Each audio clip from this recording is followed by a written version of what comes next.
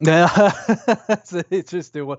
So yeah, I did. Obviously, it's been on the NSO since, but I did get the mini. And this was a significant part of that. Because I just was quite taken with the fact that they put this on there, and it even sort of more because obviously like mostly complete versions of this have been floating around online for years, but this was the complete version, and it's there available to play. So Mhm. I played it, and I did quite enjoy it. Obviously, there's many issues in terms of the controller is not really suited to play a game of this sort. The frame rates, there's a lot of you Yes. can see why, in many respects, Nintendo did sort of say, you know what, obviously it was a long way down the track and eventually just complete, but this isn't really a fit for this system anymore, the way And it things was are. going to So come out after the PlayStation, and exactly.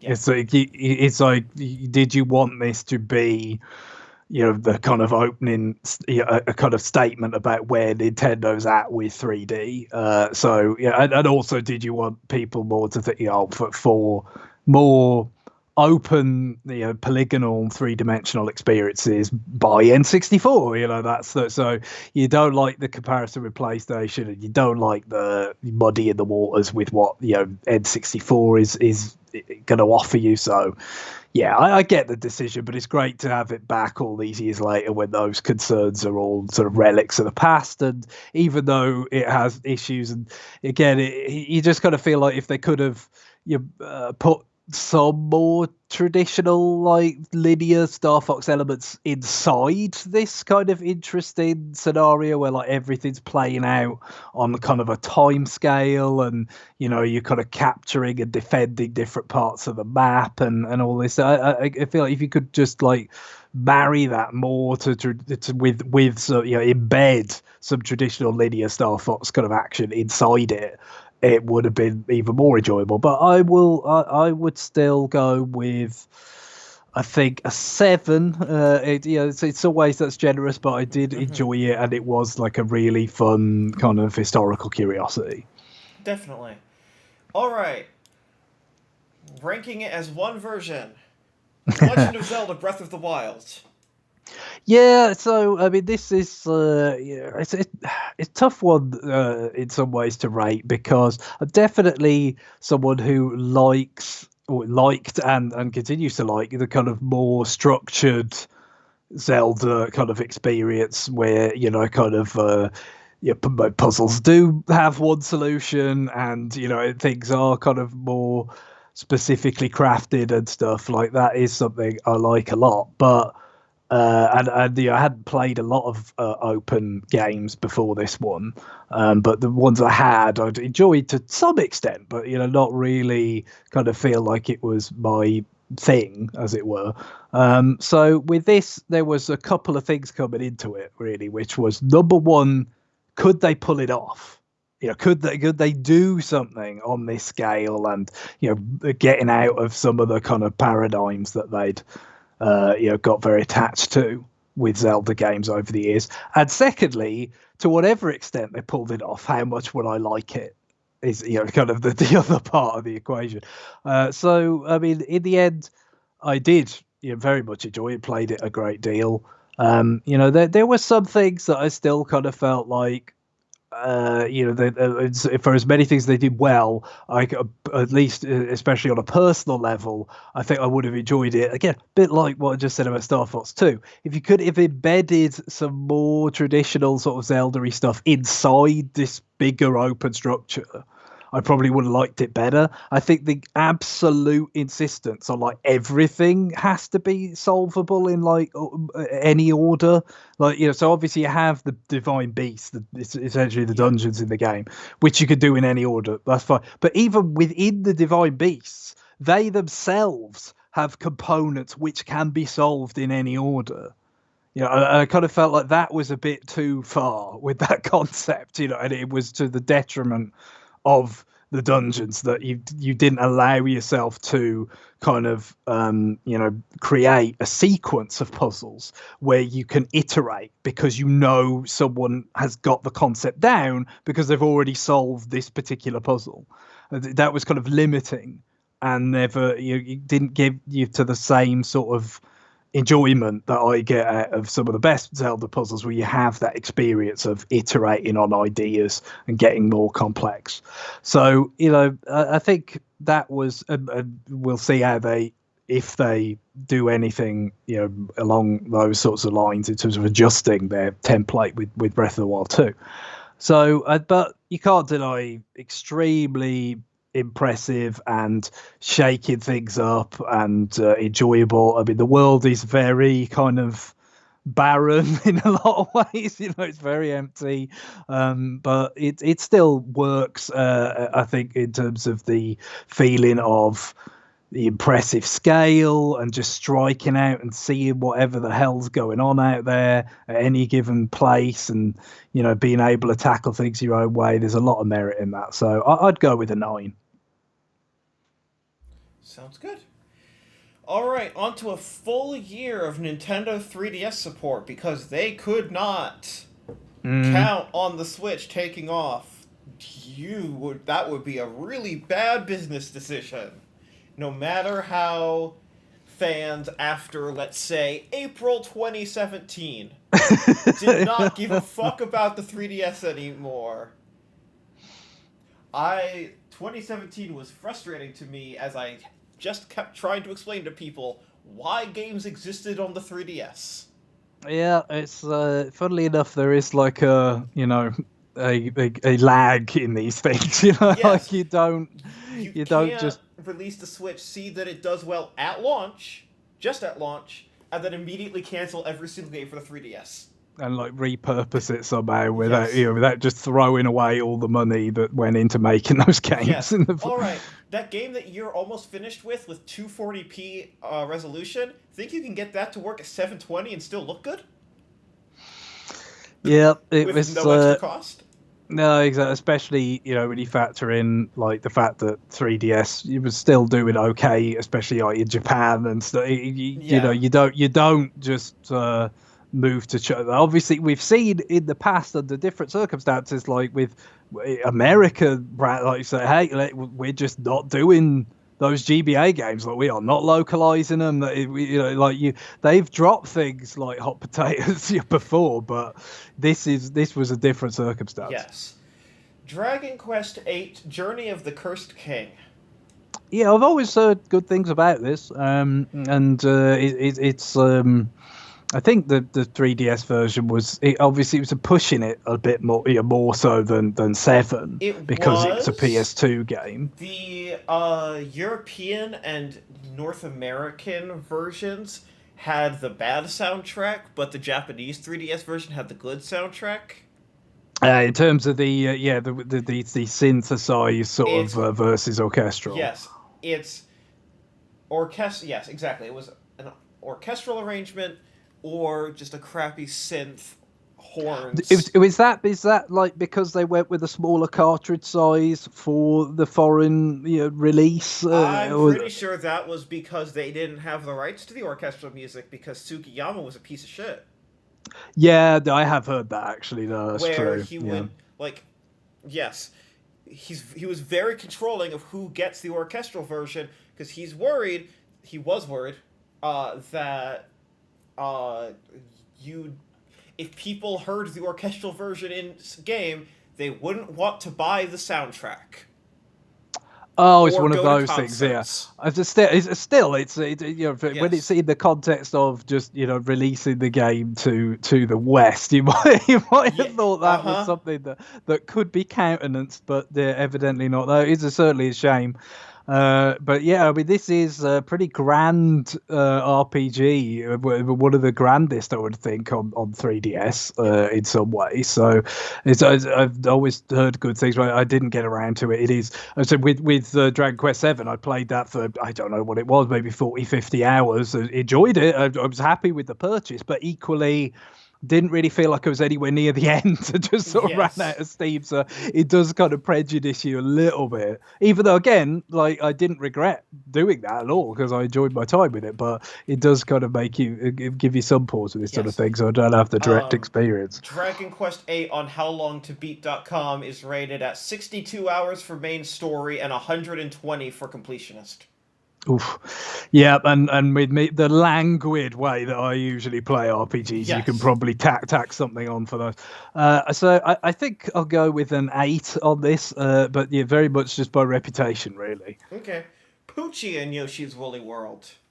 Yeah, so as we've touched on this before, we were talking about good feel stuff. You know, this conversion, I think. You lose a lot of the detail, of course, because of the resolution being so much lower. But you know, the nature of it meant that it did benefit, and the fact that it actually had stereoscopic 3D, which became a much more vanishingly kind of rare Yes, thing well. as time went on. The more sort of diorama style rather than the Kirby's Epic Yarn kind of like quilt Oh, you mean style. extra epic yarn, which we'll get to? Yes, meant that it had something to benefit from stereoscopic 3D. I think it still like ran quite well. You still had the gyro control for the eggs, so you could see, as you've talked about before, it just makes it more instant and snappy, and the gameplay flows better. Still had that option in there, and it's still a very nice game. The Poochie stuff is just some auto runner levels, which again is something that comes back with extra epic yarn that has some auto Yes. running stuff with DDD, which is fine, but nothing terribly substantial. And then you had some like you could customize your Yoshi and Well, you like could do because that in the Wii U game with Amiibo. yes, but in this you could draw your own pattern Yes. and then have a street pass thing, I believe. You could like your street pass Yoshi design could propagate in What some a way. So, nightmare. They had to only allow that because no one was using Street Pass. yeah, street Like, pass was a bit at the the height of passe Street at that Pass, point. there's no way they would have allowed you to just free draw and then give it to Custom anyone in the neighborhood. custom stuff is you are playing with fire very much. So I think it stays an 8 still. Okay. Obviously you do, there is a loss there with you don't get as rich a sense of the aesthetic coming across with the loss in resolution, but it's still really solid game, and they did a seemingly as good a job as I could imagine them doing with this port. Yes. Mario Sports Superstars, which had its own amiibo cards. It did, yeah. For some reason. I never played this. Good. It did. This just seemed like a kind of a lineup filler. Something you could kind of 100%.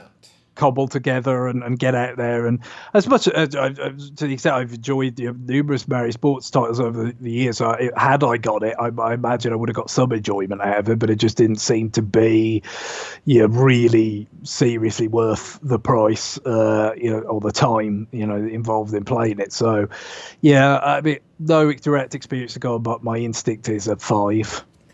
Yeah, it kind of sucks. Yeah, it could Honestly. be. There might be an argument for lower, possibly, but that they just go by Yeah. what I remember of reviews at the time and stuff. It seems like 5 Yeah. is probably where it It's goes. mediocre. Yokai Watch 2, Bony Spirits and Fleshy Souls. Here we are with the multiple versions. Yes. So yeah, I mean, I think this was pretty well, received. I think Yokai it Watch was. 2 is considerably better than Yokai Watch 1. Yeah. So where did we leave the first Yokai Watch, by You the way? left the first Yokai Watch. Oh, 2016. I'm old. You gave it a 7. Yeah, so I think it's at least a 7 again on that basis, I suppose. But I guess the question is it better enough to merit Uh, going to an 8? I mean, there's also the localization delay, which, of course, it's funny because at this point, Yokai Watch the franchise is basically on an enormously steep decline in Japan, Yeah. because Pokemon Sun and Moon just came out. Yeah, And that was yeah. that. That was Pokemon's huge again. Goes out. Sun and Moon's out. Fuck Yokai Watch. We're back to Pokemon. So yeah, this is just a very weird timing, weird product, weird region. Also, two versions because they're doing the Inazuma 11 thing again. Yeah. I don't It's know. I guess it's tough because it probably does merit some recognition of it being a better game, but it would probably stick with 7. Okay. Fire Emblem Echoes, Shadows of Valentia. Yeah, so I did get around to this. I certainly thought Wow. I would at some point. As I said, well, not maybe not right I now, but I'll mean, get to it, and then I haven't. So what is this? What is this series of 14 streams if not a reminder of the games that you wanted to get to? yeah, there's been a lot of that. There's no doubt about it. But with this, it just it seemed interesting Yeah, and it generally reviewed quite well. James liked it when he talked it's about very it and good. stuff. So I was very much interested. I tell you one sort of thing I think that probably played a role is there was a brief period of time when it was a few retailers over here sold it extraordinarily cheap and I missed it. And then it's like, Oh, oh, well, so then you're sort of prejudiced against paying even what yeah, are, you're not going to get another print run of this game, so yeah, exactly. And then it's like, even when you've got some prices that are, in an absolute sense, perfectly reasonable and would you be, commensurate with, the kind of enjoyment you would get out of it and yes. probably, and then some probably, it's still just like so that's just the sort of petty person I am. But everything about the game I think suggests it would at least be worth an 8. Is there anything you might argue that to go higher? Uh, Not without you having played it. No. Yeah, okay, well we'll go with that then. Yes. Here's what I would say. If I were a collector, I would look at the price. This is just general advice. I would look at the price of 3DS retail games right now, and I would say that that's the floor. And it's Yeah, I only know. going to go up now. So Well, this is just me saying this. I did get a couple of like what were seemed to be like very very reasonable. Luigi's Mansion remake, Kirby's Extra Epic Yarn, like they were Yes. going for like pretty cheap stuff, like under £15, and I just thought it will never be that cheap again. Yes. No. So I may as well have Here's it. If you ever see a 3DS game on sale at this point, assume it's the last time it's going to be on sale. Go, Yeah, a lot. go look at what it looks like to go buy a Wii game now. A lot of retailers over here, really around about the time of the pandemic, sort of kicking in, were just like in that phase where it's just let's just get rid of this stuff. Yeah, Now, DS and and Wii. sold it off at low prices, and that Yeah, was really the last chance to get it at those low prices. And exactly. yeah, Like I might have done more of that if there hadn't been so much disruption and the store, a lot of the the exactly. places where you could actually go and get them physically were literally shut, and Yeah, the timing wasn't great in that yeah. regard. But like, even these later retail 3DS games, I would still say like they're gonna go up in value really Yep, soon no, here. seems likely. Ever Oasis. Yeah, so I mean, they tried to push this a fair bit, didn't they? With like Treehouse and stuff, and the pedigree with the mana Grezzo kind gets of. to go make its own game. Oh wait, it didn't sell. Back to the mines. Poor Chris. It's I have not played it. There was a demo. I believe I kind of messed around a little bit with that. Guillaume played it. He was not that warm on it. I have seen It's really I neat. have seen reviews, that kind of range between it's fine to like, oh, it's quite good. Yep. So I feel like I'm picking between a 6 and a 7 here. Have we got any thing that but to bear in mind with that regard? Not especially. It is a very specific kind of game that's going to appeal to a very specific kind of person, and I feel like like the range of quality, like it's like well made. It's very well made. It's just whether or not it aligns with someone's taste, whether it's going to be closer to a 6 or an 8, is basically like it feels like it's going to be in that range. There's like not really anything to hate there. Some people won't love it. Yeah, I think maybe we go with 7. Like I said, it's just trying to kind of guess my way there, but it seems like probably the safest. Dr. Kawashima's devilish brain training. Can you stay focused in 2017? This is super belated. Yeah, this is a 2013 or 2012 title. It's very. Can you stay focused on this game eventually coming out one day? Well, I guess they did somehow. Or maybe they literally announced this in a direct, being like, "Hey, we didn't fucking forget about this. We know that this is a meme." Yeah, it's the old days of the more regionalised directs. It's like it just kind of I was faded from the memory a little bit already, actually. But I have no idea. I never really did play that much of this franchise. What do we give them before for the? God! What was the last one? That would have been like 2006. Yeah, you gave the first one a 7. You gave the second one a 5 because it's literally titled More. Yes. That rings a bell. Yeah, no, it's fine. It is extremely difficult, which is why it's called devilish. Yes, devilish in this context. Yeah, it was that it didn't have that moniker in the US. It was brain age concentration training here. Right. So the idea is that everything in this game, except for like the mini games, is themed specifically around increasing, like strengthening your working memory. Right. So it starts like solve the calculations X numbers ago, but like instead of like just 1 and 2, it's like, all right, we're just going to show you numbers, and then it goes to calculations. What was it 9 ago? And you just like have to have this working memory. Like you can get 1, but then do you know the next one and the next one and the next one, and can you keep executing on that over and over again? Is like one of the key things there. It's like all about just very. It is challenging, and like it is interesting because it feels like it is actually pushing you in a different way than the other ones. I'm not going to sit here and say this one actually helps you. Of course I'm not going to say that. Yeah, the flim-flam factor they could is never still say in play. that. But it at least, like, I felt stretched while I was doing it, which is as an exercise. It's more there's more there, I guess. I do like the idea that there's still like this hint of like Devil World, like that Devil World could come to Europe, but it couldn't come to America. Apparently, this with the name. But I think we'll split the difference and give this a 6 from the other 2 scores. Metopia. I've not played either version of this.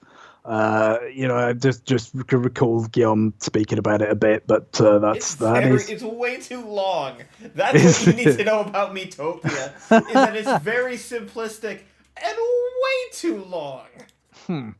Yeah, so my instinct on that is probably to go with a 6 as well. It's so between perhaps 30 and 65 hours. Yeah, that's the thing. I mean, I'm not averse to a sort of more scaled down kind of RPG from some of the really more complex ones, but they probably should play out faster, they sort took of commensurately. Find Me and made it into a 60-hour game. And then in Japan, they didn't tell you what it was until they sold it.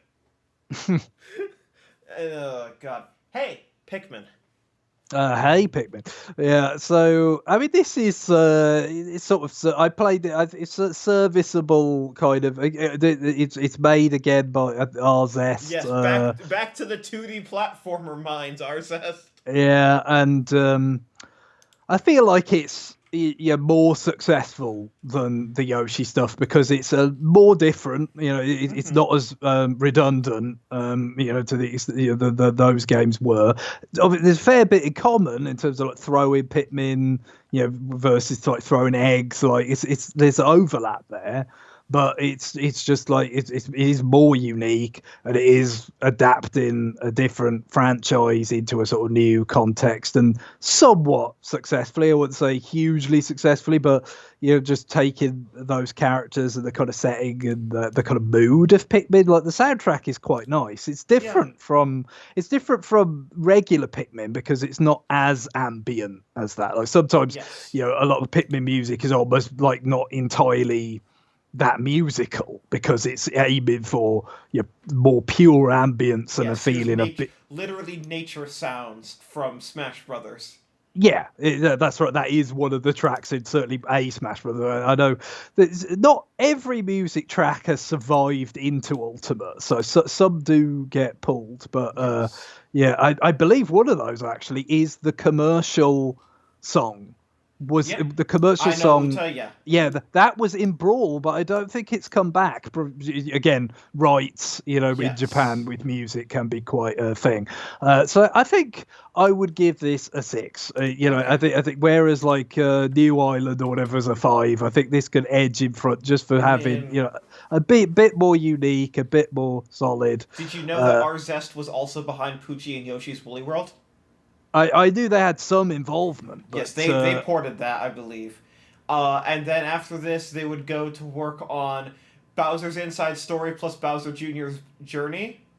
Yes. And then they would go to Balan Wonderworld, because let's just keep the string of hitters here. But Balan is weird. That's an odd one, isn't it? That because it's like, well, a lot of this other stuff is 2D platform, even if it might involve like polygonal graphics or it's still like fundamentally that kind of game. But Balan is another very thing different. Altogether. And then they also worked on Fantasian, which is actually very, very good.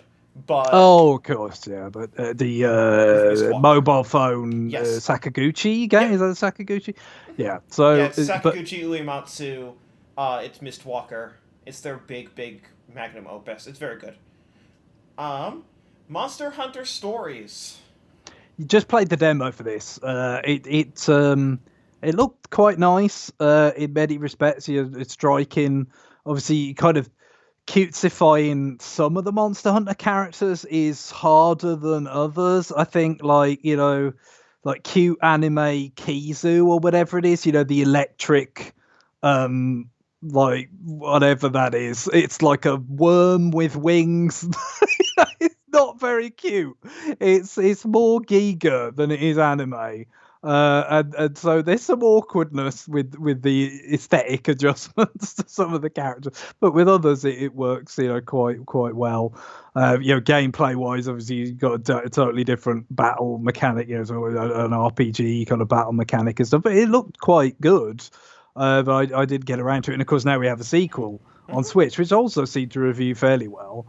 So something having played a fair bit of Monster Hunter now, with especially Generations and Monster Hunter Rise, I would probably get enough of the references and stuff to enjoy it on that kind of level as well. So it's something that I've considered, but I think I'll probably go with a 7 on this. Seems it might possibly go higher, but without playing it, I wouldn't could commit to that. Metroid: Samus Returns. Yeah, so this was a big one for me. Obviously, this particular year, getting to play this. I think it's mostly quite successful adaptation of the Game Boy game, Metroid 2. It's obviously, in some ways, you could say maybe it was a bit more faithful than would be ideal. Like, in terms of just if you were creating a game from scratch, I don't know whether you'd have it be about killing so many of the same kinds of Metroids, and therefore essentially having so many of the same mini boss type encounters. So there were some limitations, I suppose, with that, but it was pretty radical in a lot of ways in terms of the way the environment is designed and the abilities that are introduced and all that. Much more in line with the kind of gameplay you got in Zero Mission, even though it's polygonal graphics now and stuff, and also quite a lot more difficult than Zero Mission. It must be said. You could go on to what people talk about Metroid Dread. This certainly had some challenge to it, some tough bosses, some quite prolonged bosses, which not everyone was a fan of. Generally, I like the game having some real kind of action challenge to it. I think it adds something, and it did in line with that add things like checkpoints that kind of made it more doable to just retry a boss and not be worried about how far away am I from a save room and all that kind of stuff. So they knew that they were doing, and they kind of balanced it accordingly. So I think it was mostly successful. I'd go with an 8. Awesome. Yokai Watch 2 Psychic Spectre, same year as Yokai Watch 2 Bony Spirits and Fleshy Souls. So it's version 3 this for is this version particular 3 released within a couple months.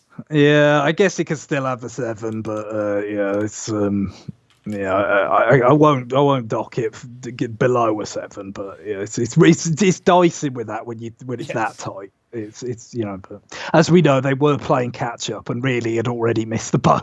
Yes. So Mario and Luigi Superstar Saga plus Bowser's Minions. I've not got around to this. I really, again, I'd thought about it, but I kind of didn't do it straight away. And then I think they didn't necessarily make that many of them. And then if you missed out on when a few retailers were selling them off, it's more expensive than I'd like at this point. But because I really like the original. So there would just be some interest in seeing, kind of how they modified it, and stuff. And certainly, I think one of the things that I sort of that was the most enticing about it as a prospect was hearing the soundtrack with better instrumentation, because it's still very good, the original soundtrack, but GBA was not on par with where we got to with the other 3DS Mario and Luigi RPG. So that is an appealing prospect. So I still may do this one day. And it's a very, very good game, the original. So I think I'll go with an 8 because, as I understand it, it's the extra stuff doesn't really add that much. And of course, Bowser's Minions is a bad mode. Aesthetically, it's kind of like, okay, let's just use all the wonderful assets that they created for the other games, the original games in the Mario and Luigi series on 3DS. But it's like you're just gonna and of course they made they had to make it's all like they had everything they needed already for this particular game. But aesthetically, it's not gonna like it's not a new style. It's not like you're kind of going through the motions a little bit with that. So I think an 8 is appropriate. Okay. Story of Seasons, Trio of Towns. Just the symmetry of that title tickles me. So yeah, we're back to this again. Sure fucking are. Yeah. So I was where do we leave off with Story of Season 6?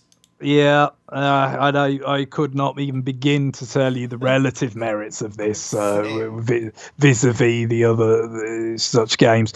So perhaps I'll just leave it as a 6. Sorry, Story of Seasons fans. All right, let's just tackle this in the Switch version at the same time.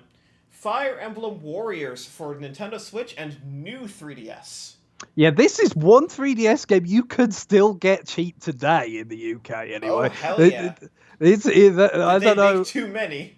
I know, but it's like, surely they made fucking hardly any of them in the first place. And yet it was still too many. Because it's like, there were not many, as many will know, new 3DS exclusive games. Yes, they should have done with Hyrule Warriors. But they did not. This is them learning their lesson. They learn their lesson, but necessarily it also is like, okay, the fraction of the user base is smaller and stuff. And so I am kind of surprised that they seemingly overproduce this because you would think it'd be quite a modest selection. I understand why this version exists because, again, you don't know how the Switch is going to do. And Fire Emblem, that's where Fire Emblem has lived is Exactly. on You that have system for such a years fan now. base on Fire Emblem. You have the Hyrule Warriors engine on 3DS already. Yep. Like, it's not a leap to understand why this gets greenlit for both new 3DS and Switch.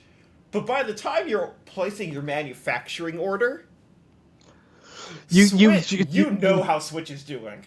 You would think at that point it would be quite limited. It's just like here's for the people that really want it. But seemingly anyway over here there were too many. Probably just because so bloody few people bought it anyway, because they already the people who would buy it had bought a Switch and were quite content to have play a much more full version there. Yeah, But I mean, I like the Switch version more because obviously it's more technically polished. It's TV resolution or Switch handheld resolution.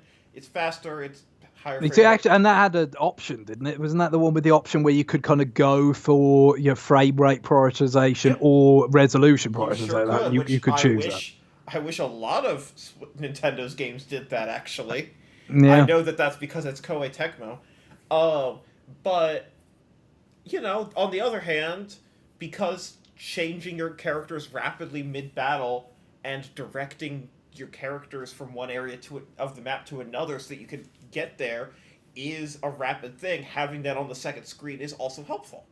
Yeah, no, I did think that when I was playing it, that this was something that kind of, I guess had it been a Wii U game and you was playing it, that way, or you could have had it on the gamepad as well. But that was kind of a nice, would have been a nice component of the 3DS version, because I played it on Switch. But I really like this one. This is the favourite of the Warriors games that I've played, which is not that many. But so it's really, is it an 8 or a 9? Because there's so much content, especially if you get DLC. I mean the DLC I didn't even get a lot. I was just like really quite satisfied with what I played, and sort of I may well get to that at some point, and then other stuff comes along. Every DLC pack added 3 more maps, and like by maps I mean like the boards. Yes. Yeah. Oh, yeah. No, I don't say that extra. It's not like super in depth or anything, but that extra thing of kind of the slightly tactical kind of you got the weapon triangle, and the greater emphasis on like the bases and taking them. And ordering people off to go to specific ones and stuff. It made it a little bit more interesting than having been sort of introduced to it through Hyrule Warriors to then go to this. It felt like a nice little progression.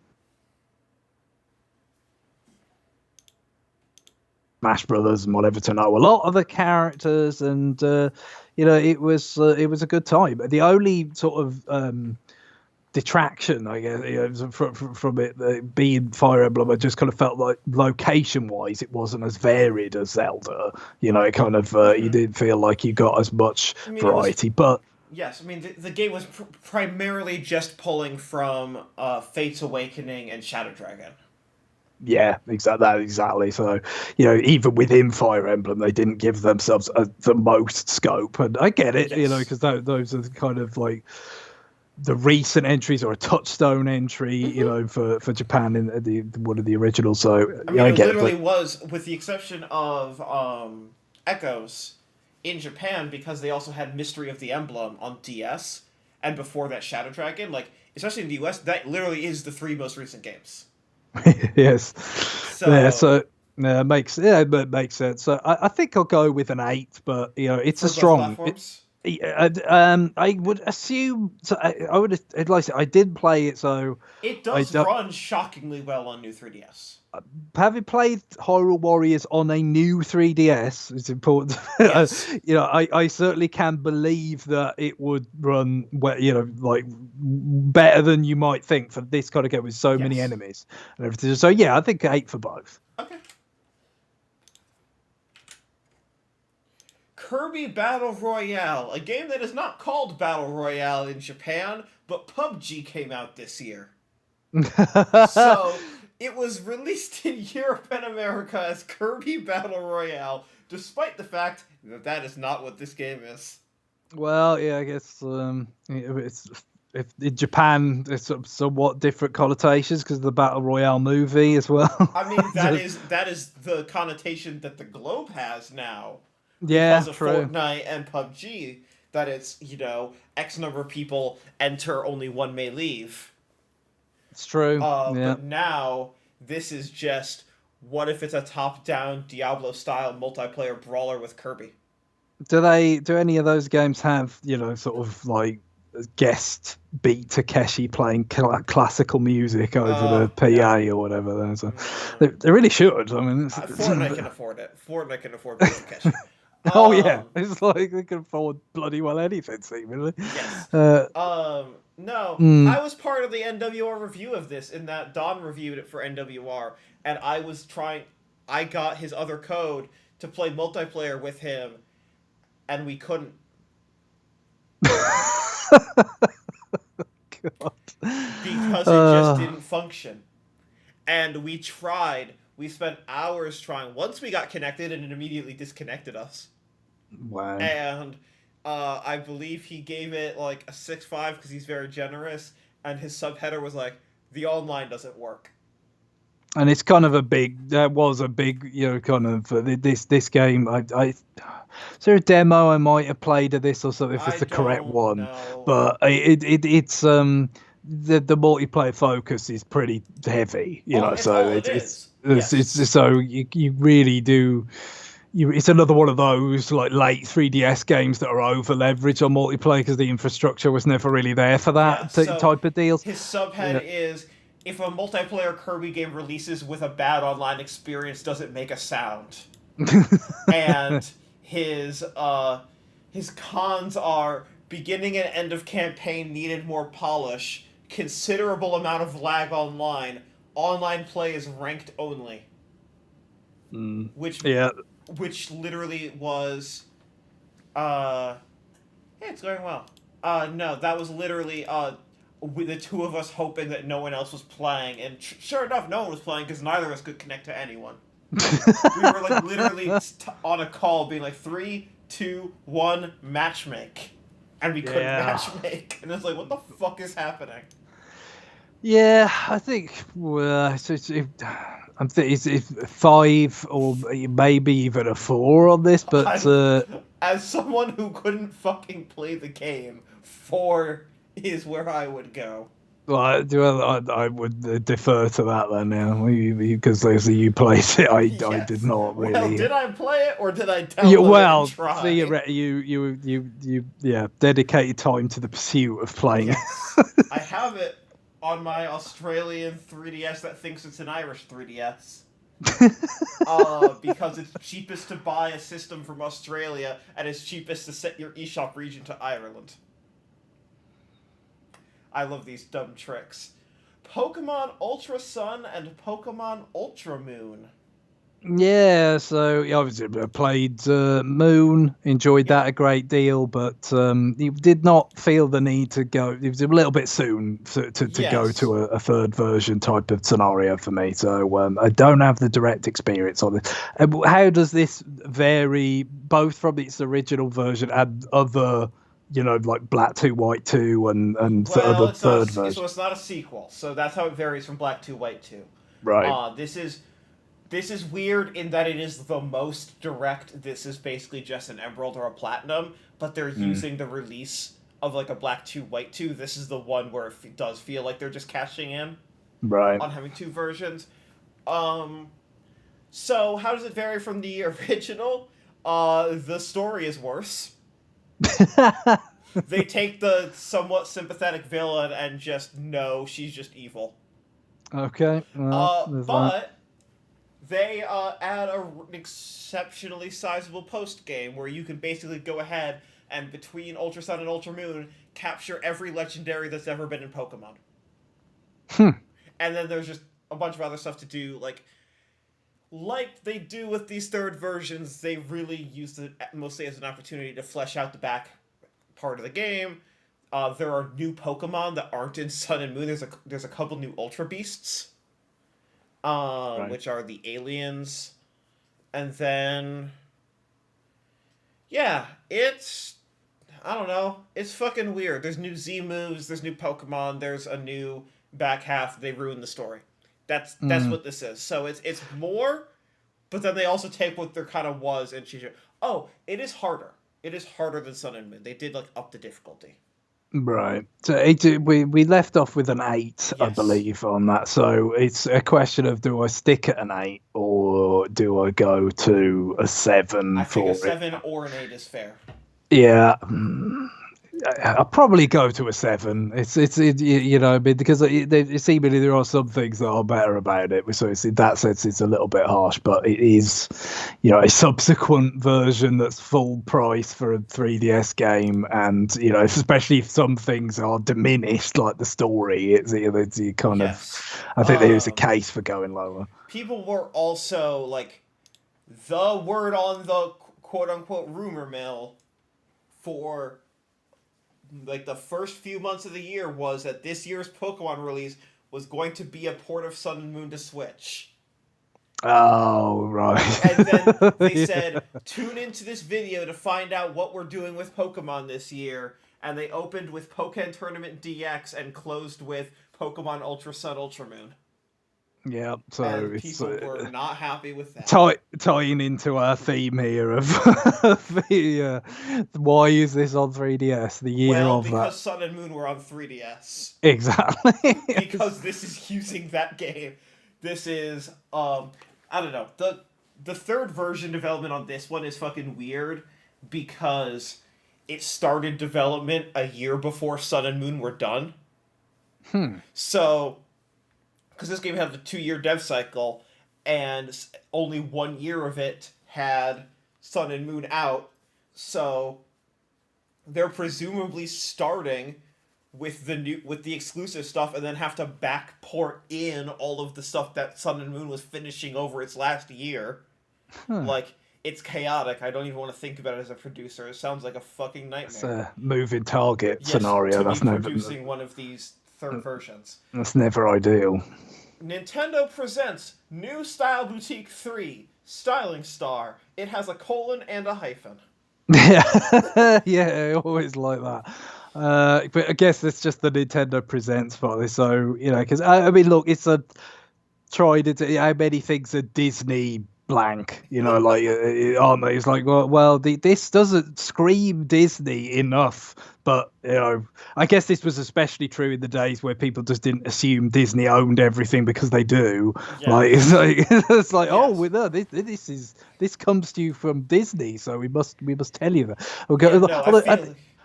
One of the weirdest things about that was Disney Epic Mickey. Like, why do you need to be told that Mickey is Disney? Like that, he is You might literally. look at Oswald and be super in the know and think, wow, it's a Universal game. Yeah, I guess so. That Uh, was, I always felt the most odd case of yes, the no, that's... explicit Disney branding. But yeah, anyway, it's, But, yes, no, in this case, I'm just assuming that it's called Nintendo Presents in Europe because they want on the box people to know that this fashion game has merit. yeah, it's obviously, especially like DS, but even 3DS. You know, you're gonna get third party games that are not so great, and they Uh-huh. they Oh, you mean know that that don't there's. have the stupidest budget of any 3DS game, which is this game? It, I can't it, fathom who greenlit this, but I there's love a them. there's a halo effect around first party published stuff, you know, that gives Yes. it at least, I mean, not everything sells, we know that, but you know, gives it a sort of at least a kind of shop window kind of effect of people give it a chance or they're aware of it and stuff. So yeah, I get it from that point of view, but yeah, once we are here once again, where We I are will here once again. defer to your knowledge of Um, this series. Here's what I'm gonna do. Uh, I'm gonna do a weird thing. I'm gonna play a couple songs from this game Oh, on the stream here. So you might have to unmute yourself or unmute the stream, sure, yeah. just so that you can hear the weirdly overproduced, expensive nature of this.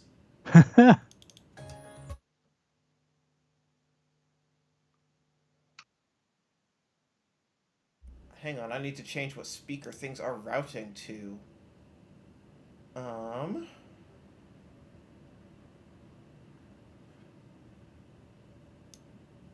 Figuring this out. Where is it?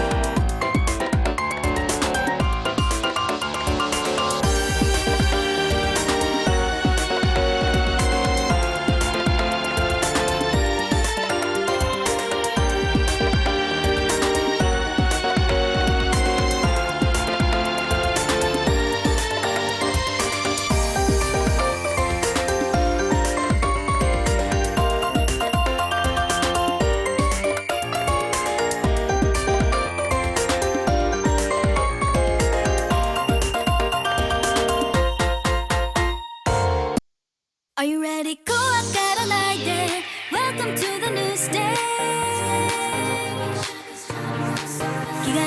Everybody okay? How about that? Can be free. Nowhere to go. I'm going to stop that one there because I think I might get copyright striked on that last one. So I don't want to play too much of it. Anyways, my point being, they took the company that did all the music and the singing for Tokyo Mirage Sessions, Sharp FE, Avex, and said, have we got a next project for you? Style savvy.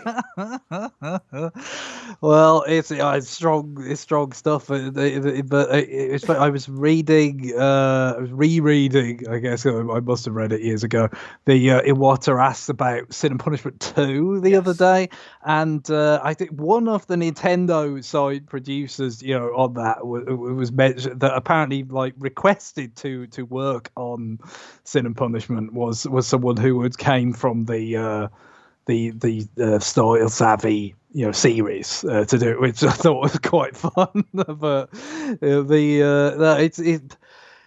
that's one of the great things about 3DS, I guess, is that again a lot of people will focus on the jump from DS to 3DS in terms of how much better it could do polygonal graphics, and obviously could do in stereoscopic 3D as well. But yeah, just how wonderful you could have rich soundtrack. We've already sort of touched on this with Mario and Luigi. Like the soundtracks could just be pretty much as good as you wanted them to be, and if you felt that was a priority, and I guess in this case Nintendo did.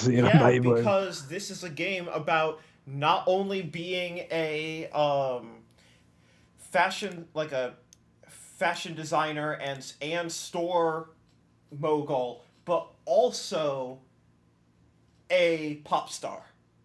And Yeah. you're meeting characters, and like again, this is them tripling down on what fans like, kind of moving past.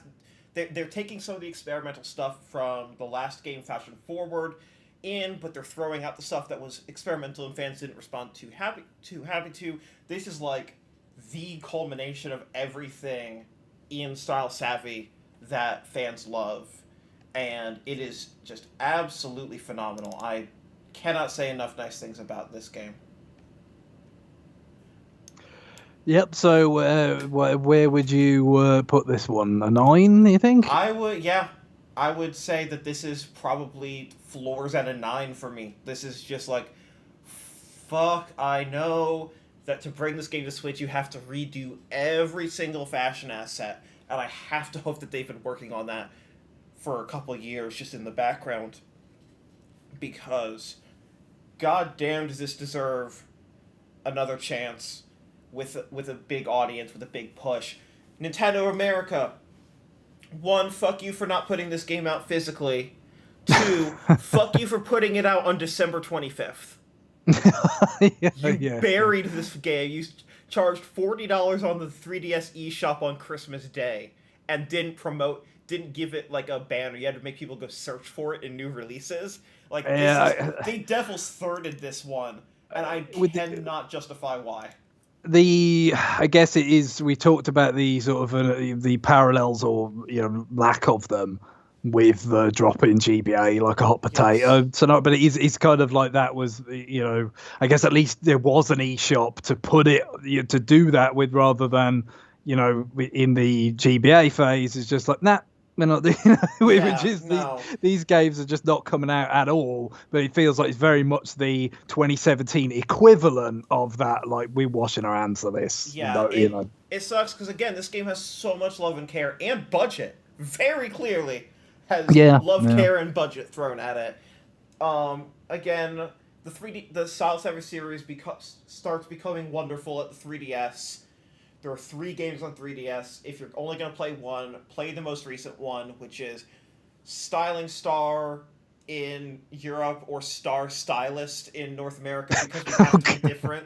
Oh God! Even when Europe has embraced the alliterative ways of the American titles, it still has to be different. And I mean, in Japan, it's Girls Mode 4 Star Stylist. So right. We just take the Japanese subtitle directly. Would I recommend the first game for $10? It's neat. It's worth checking out. Again, I would say that first game has not particularly aged well, but the 3DS games have aged very, very gracefully. I'll give it a 9. Mario Party: The Top 100. What if we took 100 minigames? Put it on the 3DS. Made you have to have multiple 3DSs to play, and then said "fuck you," and that was the product for $40. Yeah, it does sort of seem like it's the Mario Party parallel to the Mario Sports Superstars or whatever from earlier on. But I don't. You haven't scored any of these very highly, which I haven't even played that many of them, so it's a little bit harsh. Also, just not particularly my kind of game. But this doesn't seem like it's particularly well thought of in a Mario Party context. So. Yes, let me find NWR's review of this. Oh, I'm on the Metacritic, and I'm just scrolling down. There it is. It got Matt West gave it a 4.5. Pros are a fun final boss encounter and nostalgia for the minigames, and the cons are playing minigames in rapid succession is tiring, shallow amount of content, some controls don't transfer well to 3DS, and the only game board lacks personality. Yeah, and I mean, to some extent, this is you could look at this as being from a sort of historical perspective now of being sort of even less kind of merit, because like you've got like your kind of nostalgia Mario Party is on Switch now, but it's not just the mini games. So Yeah, it's. I think it's a 4 at most. I think if Yes. the question is, do we go lower than a 4? I would say give this a 3 so that you can give a 4 or a 5 to Superstars when that shows up.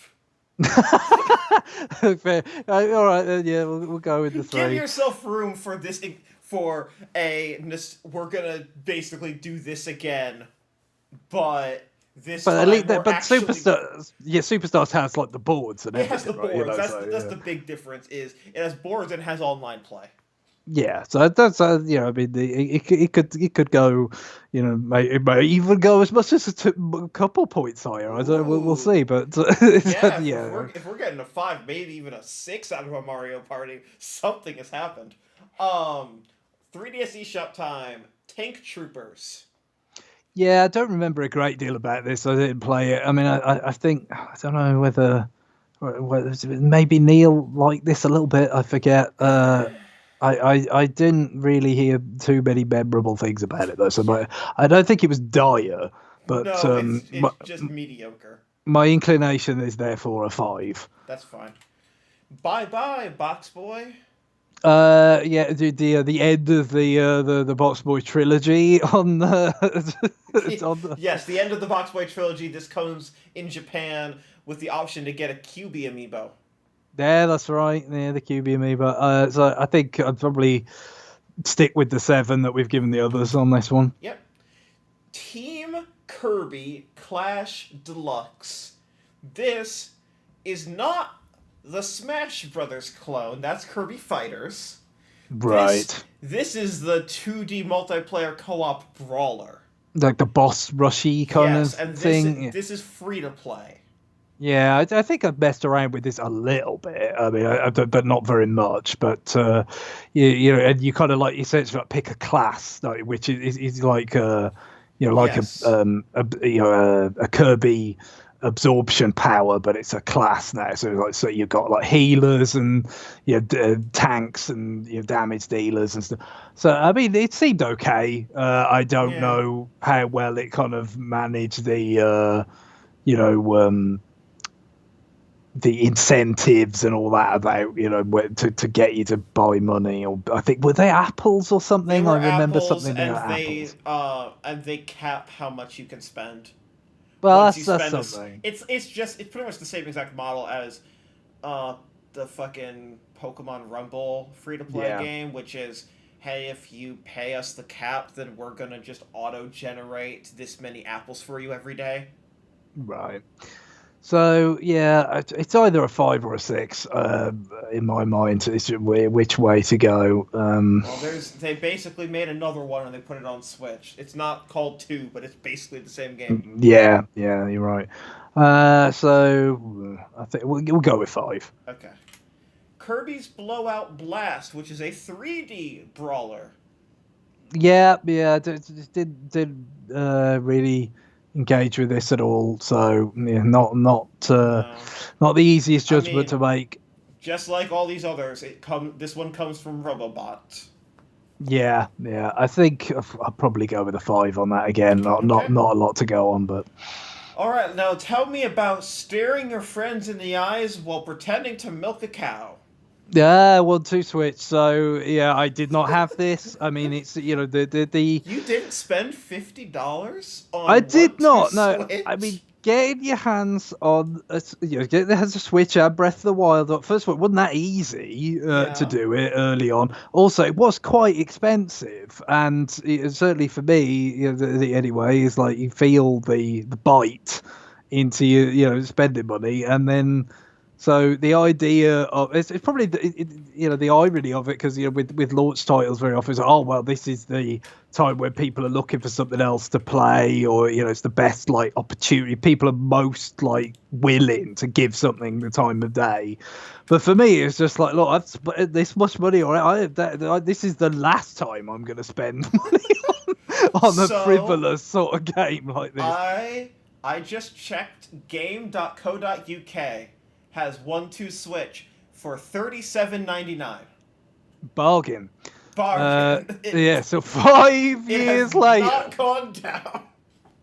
It's one of these things that I really, don't, it certainly seems like it's got a little bit of that kind of Nintendo, the WarioWare kind of like just nonsense, like, kind of spirit to it, the kind of just really out there kind of thing, but not all the way, clearly, because it doesn't have a Wario kind of branding, like Game and Wario or WarioWare games. So This could use some branding flair. Please, for the love of God, don't make me stare at these FMV people.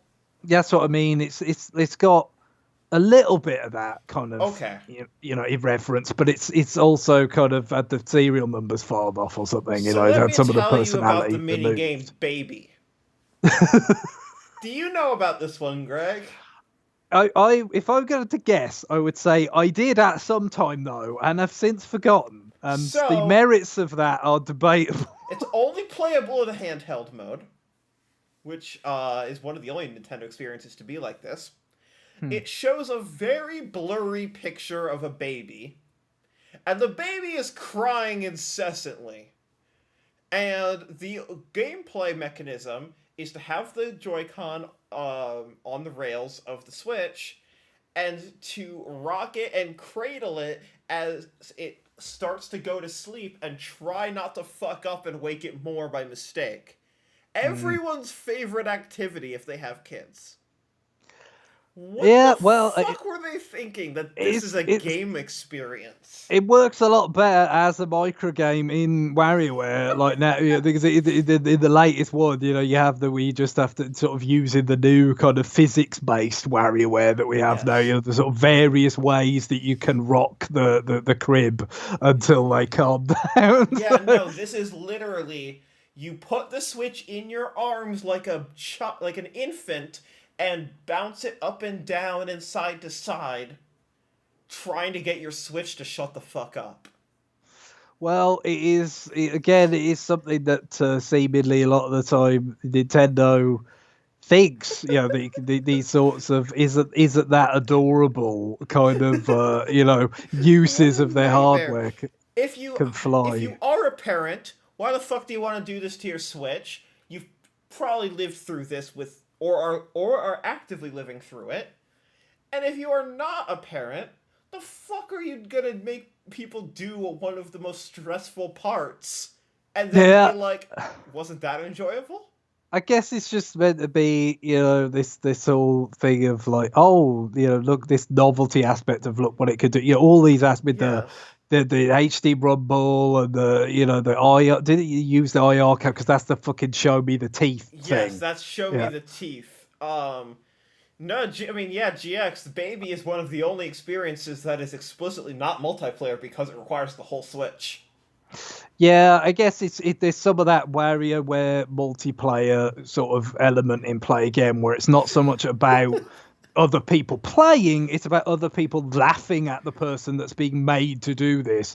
Yes. I think that is presumably, the sort of cringe fact, the cringe inducement is presumably what's at play. Here's all I'll say. I hope they do a sequel so that you could, and I hope that sequel has online multiplayer, so I can randomly matchmake against other people trying to put a baby down. Well, it's interesting to think about what a sequel would be like from the point of view that, so many of the features that it was predicated on then have been, dropped like so rapidly, the push to kind of make HD Rumble the thing. Switch Lite does not have HD Rumble or an IR camera or detachable Joy-Con. Admittedly, they haven't sold that many Switch Lites, so it's not a huge percentage of the user base, but it's still a non-trivial percentage. And just the way their own games have gone and everything is just it doesn't really seem like it just kind of seems like it was a dead end. That isn't really something that's been core to the appeal of the device. So it'd be a strange. It'd be a strange thing. Although it could be different in the way it's executed, I suppose. But it'd be a little bit sort of going against the grain. But who could say? The best minigame in 1-2 Switch is Liar's Dice because they just brought Liar's Dice to the Switch. That's it. It doesn't use any specific features. So I think in terms of judging this, once again, yeah, I'm in the dark really. Is it a but 1, a 2, or a Switch? The scale,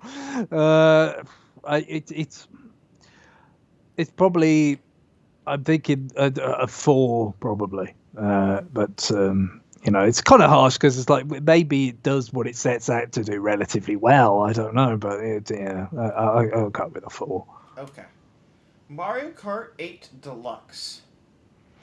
Yeah, so obviously very early title, but not quite at launch. I think it was like April or something. It was a little bit after, but it's get our first kind of window into online multiplayer with Switch, and obviously first of many kind of Wii U games coming back. So this is a very good one, because it's just kind of taking it fully portable, running at full resolution is great.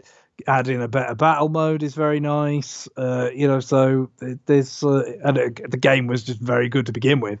So yeah, not many complaints to have really.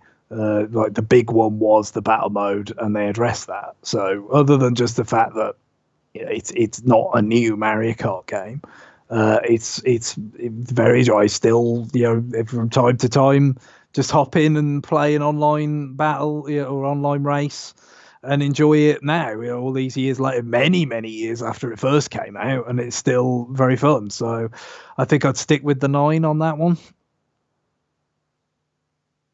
Sounds great. What about Inflatable Clown Lady? Oh well, she was DLC, wasn't she? Yes, Inflation Clown. Well, okay, not DLC, free update. Yeah, that's true. Yes, yeah, not paid DLC because again, this felt like it came in a little bit hot. Yes, like if anyone is not looking at the stream, we're talking about ARMS. Yes, it's about that. Is that Lola Pop? Yes, that's Lola Pop, the Inflation Clown. There's also who else? They added kind of a racist character. They added a final boss. Yeah, but with this kind of game, we kind of, I guess, there was a chance that they were all going to be racist characters. Yeah, no. I think only one of the DLC characters was racist, so that's good. They added like the brass guy with all the belts. Like he was the boss, but then he was the first, and then they added the creator of ARMS. Yes, the creator, that was the final one. The lady scientist. She was like the ultimate boss. Yes, after kind of Max Brass or whatever his name. He's like Max Brass. That was it. He was the ultimate boss, and he kind of got downgraded to a regular guy. Helix, the DNA man, should have been the assist trophy in Smash. I'm not going to sit here and say that he should have been the playable character in Smash. Well, I think it was when this came up as a possibility, I thought it was pretty much a foregone conclusion that Min Min was going to be the character. Yes, Min Min was always going to be the character in Smash. There was no chance that was going to be anyone else. But come on. Yeah, Springman is boring as fuck compared. He's really boring. It's true, and the thing about that is that with the kind of main representatives, it's like, you know what? When you have a DLC character, it's like, is it going to be Ryu or is it going to be Blanca? Like, it's going to be Ryu. Like that, know they're going to pick the more boring, but the more quote unquote iconic or the main character type of thing. And I guess like Springman is kind of like that, but when it's an assist trophy, I feel like you do the more interesting to look at one. Like, so they all have different mechanics, but Helix, the DNA man, other than just being hilarious and having the best voice sample of a Nintendo character in 2017, the core mechanic is that it can change its height, which is perfect for Smash Brothers, for like an assist trophy. It punches out, but you don't know if it's going to punch high or low. Yeah. I mean, I would any of the more interesting ones would have worked on some level. I think like the Bark and Bite, the little duo with the Robo Dog, or like the Mummy, or just somebody that looks more interested than Because Spring. I mean, he is the least interested design in the game. I mean, who's Yeah, less interested than him? Can No, you? no one is less interesting than him is the problem. Yeah, so, like, do I think that Helix, the DNA man, makes a good case for a playable character? No. Partially because he's not recognizable, and partially because he'd be too he's barely... It's barely clear how to play him in ARMS, let alone Smash. However, as an assist trophy where there's no inputs required, you can have a lot of fun with him, and they're cowards. Anyways, Yeah, what do you think about ARMS? Yeah, I quite liked it. I wasn't like in love with it. Obviously, it was a bit thin, but equally in terms of content, and they did add to it quite a bit. So with the free updates of various sorts. Fundamentally, I quite like the gameplay. Obviously, you can feel like there's a little bit of a lineage with like Punch Out there, but obviously way different. It's much more free form, and the different characters and the arenas and stuff. It felt quite novel, because for as many games that are just iterating on a series or borrowing elements from other things, it did feel genuinely like kind of its own thing, quite different, quite technical, quite skill based, but not in the same way as one-on-one fighting games. And so I think it was quite a lot to like. I wish some of the things it did about the way you handle online was a bit different, like the whole you'll kind of go into like a pool where sometimes you'll play Yeah, it was an against interesting online experience, and the online connections were actually really stable.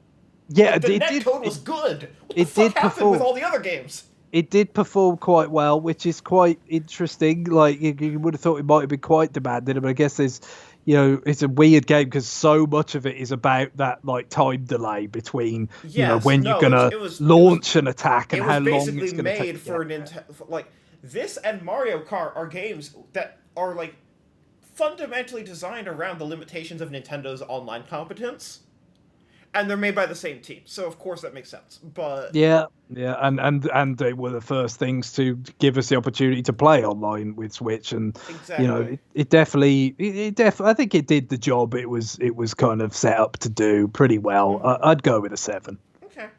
I would not be surprised if we see that team's next game either release or at least get announced this year. Well, it ARMS certainly and Mario Kart is the same team, so yeah, and it feels like that's obviously been a while. it has been 5 years since we've seen a game from them. I know that they worked on Mario Kart Tour, but they were not the only developers on Mario Kart Tour. And I guess everything's so much like very integrated now, so Yes. it's the kind of like I assume everything's kind of more fungible than it used to be. Look, it is pretty much around time or past time for sequels on basically all of the 2017 Switch games, right? Cyclically, it certainly feels like obviously some with the Breath of the Wild 2 is Yep, very we got much Breath of something the we Wild. don't know about, but We've even some got- of the others, Monolith, you wonder what Yeah, you wonder what's when they're releasing Mario Odyssey. Well, we just had Bowser's Fury. Splatoon 3 we know Splatoon about. 3 we're getting. Fire Emblem Warriors, it's not a direct sequel, but we got Age of Calamity. Yes. Yeah. Pokemon Tournament DX. I mean, that team kind of went on and helped with Smash. So, like... That's true. That's a little less clean. But, like...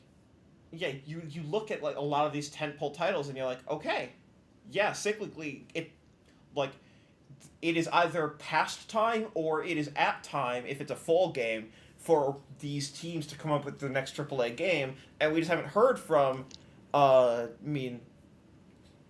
Yabuki-san produced game, like a Mario Kart team, ARMS team type experience. And of course, Mario Kart 8 Deluxe. Do you need it? That's the thing. Is like, do you actually want another Mario Kart on Switch? Is another question. But like that team. Yeah, you've got that. That is a valuable resource, and that's the whole argument. Like part of the part of the reason why you say you don't want to cannibalize, the fact that Mario Kart 8 Deluxe keeps selling, is the fact that that those development resources can make something that's more genuinely additive in sales. So that's that you really kind of complete that opportunity cost kind of argument by getting them to make something else that can sell off its own back. But what would that be? I guess Yeah, it's an intriguing 100%. question. It's like this team made Mario Kart DS, Mario Kart Wii, Nintendogs plus Cats, Mario Kart 7, Mario Kart 8, Mario Kart 8 Deluxe, ARMS. Yeah, ARMS is a kind of interesting, not quite the blockbuster that most of those games are, but I quite liked it. I kind of feel it has potential to kind of iterate on as well, but you just wonder whether that might be a bit too small potatoes for that particular part of the Nintendo operation. Yes. Again, opportunity cost being the key phrase. Exactly. What about Splatoon 2?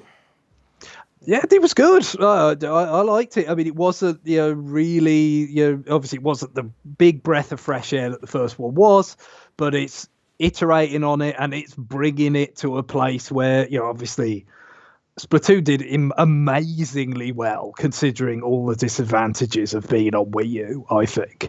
But, Switch, much, much more fertile ground. And it was a lot of fun. They supported it very robustly for years with events and tweaks and new gear and stuff. And I had a lot of fun playing it for a long time. Problem is, once you certainly once stop playing it really regularly, it can be quite intimidating to go back because as time moves on, the player pool is more populated by people who are very good at it. And it was never that good to begin with. And then when you're rusty, it's like, oh yeah, I am getting annihilated now. But really, really quite strong, enjoyable game. I also quite like the Octo expansion stuff, the single player stuff. So yeah, I would give that an 8. Okay. Pokecam Tournament DX, which is Pokecam Tournament with 2 new Pokemon or 4 new Pokemon? I think 4 new Pokemon. Not too many. Did that Decidueye? Did that? Yes, I think that was one of them. Yes, it was It was the 2 Pokemon that got added to the arcade game but never got released on Wii U plus 2 more, I believe. So that puts when did Pokemon Tournament? Pokemon Tournament was 2004, 2016. It was. You gave it a 7. Yeah, I think we'll probably stick with the 7. I do like it. I do like the Wii U game. I played it. I thought it was pretty good, and it's one of those where just it did seem like there was enough new there to really justify playing it on Switch. Even though there would have been, I'm sure I would have had fun with it if I'd gone that way. But I don't know whether we'll ever see that come back with more robust new Pokemon. But I think the 7 just it's much the same game, so it makes sense. Super Mario Odyssey. Yes, I enjoyed this quite a lot. Even though, again, it's a bit like Breath of the Wild in terms of especially more so in the case of Mario, because where we got to with 3D World is just this is wonderful. I love this. This is great. And then with Odyssey, it's let's not do that. But that's kind of how I feel. But having said that, they did 3D World so well. I don't think there's, it's the worst thing in the world to say let's rather than let's try and top that. To say let's do something a bit more different. I think they mostly kind of succeeded with what they were going for. I think the biggest achievement of it relative to previous more open 3D Marios was that they more successfully embedded linear sort of action inside this open kind of scavenger hunty scenario, much more successfully than Sunshine and 64. It's just not even close. You much more got a feeling of yes, there's this kind of just look around and under any given rock there might be a moon, but also there were the very carefully, deliberately designed gauntlets to fight. They were another thing to find, and you obviously sometimes it didn't really seem sort of proportional. You do this one task, which is some cool platforming, and that's a moon, and then you trip over and you find a moon. It's it doesn't. Yeah, it doesn't always seem like that was should probably be. My single biggest frustration is that the rewards felt so uneven. Yeah, it ultimately for me, I'm going at it. For somebody who got all the green stars in like Galaxy 2 or whatever, so I'm gonna get everything. So it doesn't really matter whether this is worth more or that's worth more. I'm gonna do the lot. So it wasn't something that was a big deal, but it's still it's sort of more of a critical eye. You just kind of think, if we're gonna have the sort of incentive structure, this doesn't fit. Like I guess what was it? Bosses were worth. Or major ones, like you got a bunch of them. Was it 3 or I forget? There were some things where you got a bunch of moons. There were a couple that you got bundles of 3. Yeah, but for the most part, yeah, the moons are moons, and you use just however many you get, whatever way, and then that's enough to move on to the next place. But the aesthetic variety, the gameplay variety, lots and lots to like in this. So for me, this is whether it's an 8 or a 9. It's kind of. It probably would be most comfortable leaving it between the two, but I might go with an 8. It's a little bit harsh in some ways because I did very, very much enjoy it, but it's not quite as much my kind of Mario game as 3D World is, and that's why that's kind of a 9 instead. Snipper Clips cut it out together, and Snipper Clips Plus. Yeah, so I played the base Snipper Clips and did a little bit of the tabletop, play with a friend when Switch when it first came out, really, because it reviewed well, sounded like a bit of fun, and we done my friend and I done some of this kind of gameplay. With stuff like Affordable Space Adventures on Wii U, other things like that, where it's that kind of this sort of pratfalls of failing to cooperate spectacularly is half the fun. Yes. So yes, it definitely sort of lived up to kind of the a lot of the reviews and delivered the kind of fun that I was expected. So I'd go with a 7 on that. In terms of plus, I don't really know how much that brought to the table or not. It added like an extra puzzle mode. Is basically what it did. I will probably just stick with 7 for both, I guess. Okay. Oh, there is no answer you could say to this next one that's going to make people happy.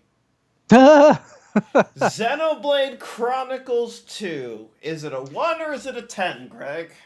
Oh, it's that those are the only 2 acceptable answers. Very binary. Look, some people would have you believe this. Yeah. Well, it's. I mean, my feelings on this are quite complicated.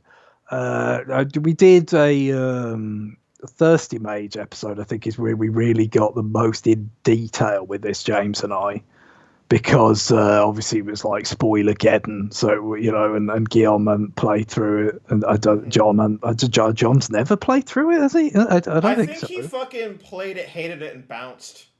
Oh, is that right? Maybe I just forgot that. I wish I had. 4 years. Sorry, I'm putting my thumb on the scale a bit too much on here. Yeah, well, for me, like I said, there's a lot of different aspects that kind of go into it. I think, first of all, the music is fantastic. Oh, I mean, I missed Shimomura from the first one a bit, but it's still very, very good. It's certainly, even not that Mitsuda composed every track on it by any means, but it does feel like more of a Mitsuda kind of soundtrack. There's just more of that Celtic influence, permeating through a lot of it. But there's still other influences too. It still feels like a very, very grandiose, very rich, so rich, beautiful stuff. So that it very much delivered on one of those things that you were kind of looking for. No, I mean, I think the soundtrack in Xenoblade X worked for in a lot of respects, but certainly having a Mitsuda influence as much because I just adored the Chrono Trigger soundtrack and some of the other stuff he's done for games I've never even played. I like a lot, so that was something I was looking forward to, and I think they delivered there. Other aspects, I think. Visually, in terms of the art design, it was mostly quite strong, but it did struggle to come through on playing portably because of the resolution drop sometimes. That was one of the kind of Yep. issues. I think it did. There was some improvement after launch, but I don't know how much. I don't know how much of that I ever would have seen because I ran through it pretty fast and then didn't play it very much after that. The fixes are. So we are not counting Torna in this. Torna is going to be rated. It's its own game. It's literally its own box. Yes, exactly. So just putting that out there, we're not saying Torna. This is one of those many things that got fixed for Torna, and the fix didn't get backported. Okay. Just like a better map and the ability to review tutorials. Yeah, the map was bad. There's no doubt about that. The map was really confoundingly, just lacking in utility. I suppose. It was not very good. But like I said, aesthetically, otherwise, other than the kind of art design, I mean, I guess characters is kind of interesting because you have this whole notion of like all these different blades and like having a bunch of different character artists have. Which they've explained as we don't have a lead character designer. Play one. I mean, obviously, you had the Thingamajig Brigade, the villains, who were all the Nomura people.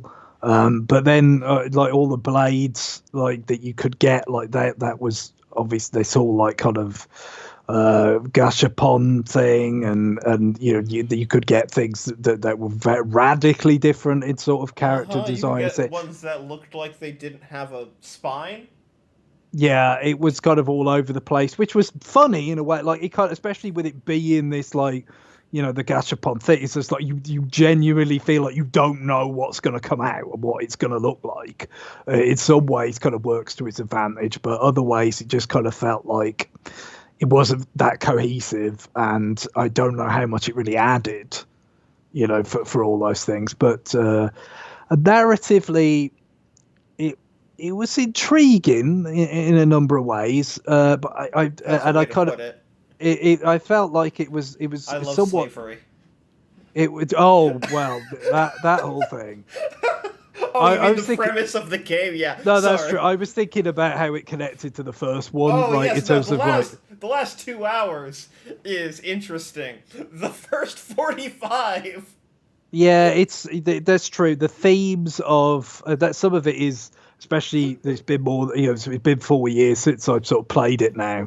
You tend to remember the things. I mean, sometimes you remember bad things, of course. But yeah, there are some things that you just kind of, like let's not dwell on that.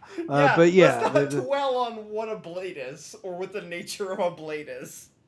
Well, and just it's and then there's like the hybrids, like the different types of hybrids, and it kind of felt like they didn't know how seriously to get into that. Like in terms of like, on one hand they explored it quite a lot, but on the other hand, if you're gonna sort of say no, this is a real dynamic, like it's then you have to seriously take another look at Nia and Poppy.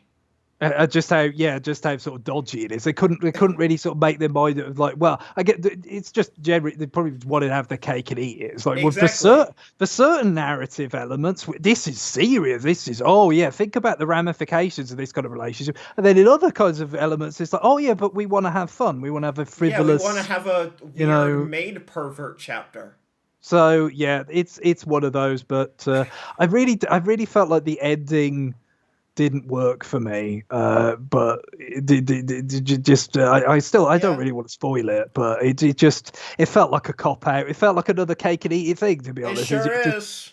Yeah, so I mean, but having said all of that about the narrative stuff and all that, I still found that it was a lot of fun exploring these really kind of remarkable landscapes that their art team there had created, and learning the battle system and taking on the increasing sort of scale of threats and bosses, and it definitely character designs and character sort of personalities that I quite liked. So I think it's all like I said, really, really difficult for me to put a score on because it's such a sort of it's such a mix of just these disparate elements, and some of it is you're kind of looking at it in the lens of, well, how good is it relative to the other two Xenoblade games and all that. But I think on its own merit, which is still considerable, I would give it an 8. I think it was for me the least impactful of the Xenoblade experiences. Yeah. It is not a 9 like those two were, but I would still I wouldn't go to a 7 because I think there's still too much kind of remarkable things in it, even if there's some things that don't land. Yes. If I were giving it just for chat reference, I would give it a 3. So that is where this is a very divisive game. This is the game that James and I disagree with the absolute most. Of every game that we've ever talked about, I have never disagreed with James more than Xenoblade Chronicles 2. Flip Wars.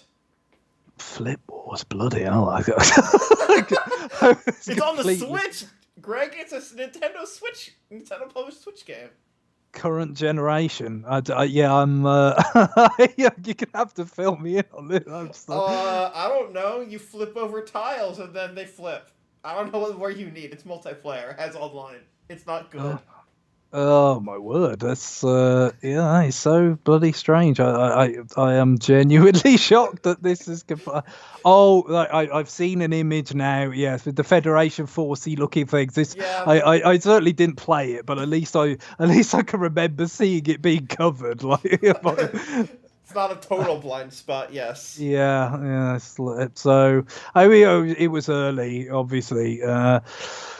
I think I'll go with a 5 on that. It's okay. Maybe that's generous, but it just seems like that's the vague impression I had of it. Here are your 2 favorites: Fire Emblem Heroes and Animal Crossing Pocket Camp. Yeah, I know that you play. I know that you do your dailies. I certainly don't, and you know that. So I think we are firmly in me deferring to your knowledge territory on this. So, very, very interestingly polar opposite games in my view. Fire Emblem Heroes. So they. All right, we're gonna talk about this separately. I'm not gonna compare them. Fire Emblem Heroes is a gacha game. It's a game that also a lot of the gacha characters will help, but you don't really even need to pull anything that has a random chance. Like, there's a couple where it's literally just like tap here and we'll give you one of these 4 characters. Like, you don't really even need to pull to be able to beat the entirety of the main story. Like, if you just want to see the story. And boy, howdy, are we on story number 6, because every single year they add another full Fire Emblem story. Year 1 story was insignificant and kind of sucked, and it was just like, hey, here's the world. And unfortunately, that's when most people bounced off before they actually started telling an actual story, which was book 2. So we've gone from Ice Kingdom to Realm of the Dead to the Fairy Kingdom to Steampunk Max to now we're kind of wrapping all the way back around into the original type of fantasy that Fire Emblem normally is. It's very weird. It's very cool. It's very hyper-produced. Not as hyper-produced as Dragalia when we get to that one. Holy fuck. Let's talk about Nintendo signing blank checks. After Style Savvy, they're like, what else do we spend this money on? Oh, Dragalia. Fire Emblem has a lot of characters. It has a lot of guaranteed minimums. It doesn't require a lot of gacha. It has a lot of weird side modes. It has a rhythm. It has a Fire Emblem rhythm game in it. It has basically build up your own town and mingle with your characters. It has it has like a social link system that has bespoke written dialogue, and the characters that are viable for that change in and out over time. It has cause like the main mechanic is it is 4v4 battles, but Yeah. like it has macro battles that are just really zoomed out, but it's like a more traditional Fire Emblem experience. It has characters from every Fire Emblem game, from the first all the way through Three Houses and Sharp FE Encore. So No. it is everything, everything, plus a ton of original characters. It is wild, dude. I have played daily. I bounced out for a few months during the first year. Since year 2, I think I've played almost every single day. Like, and there's usually something for me to do every single day, even though my dailies are usually just like 5 to 10 minutes of checking in. And just playing a little bit of Fire Emblem. So in that sense, it's a really good experience because I can check in with what Nintendo cares about is stay engaged with the brand every day. Yeah. But like in reality, like I can come in, get a little Fire Emblem, and then get out. And I don't feel compelled. There is a subscription for Fate Pass and there is microtransactions, but it's not aggressive. That is Fire Emblem Heroes. On its own merits, before we get to Animal Crossing, what would you give it? Yeah, well, obviously it's very difficult for me to kind of contextualize all of it because Yes. it's just not only not having played that game, but just not having played games of its general type. But it all sounds like you're doing the things that are kind of expected in that realm pretty well, Yeah, and without being too predatory about it. exactly. So I think 8 would probably be my gut on that. I would agree with that assessment. It is a mobile game-ass mobile game, but it is doing mobile game things very well and kindly. It's not showering you with ads. It's not showering you with upsells. Mm. It's just like, download this for free, play some Fire Emblem. Maybe you'll have enough fun that you want to kick us a few bucks. Um, Then there are the hardcore weirdos that get ultra into the PvP, and those are the people that they want to hit as whales. Ah. But like, it's like, yeah, you want to pull 11 different copies of the same unit. Sure, sure, you weirdos. We'll let you do that, I guess.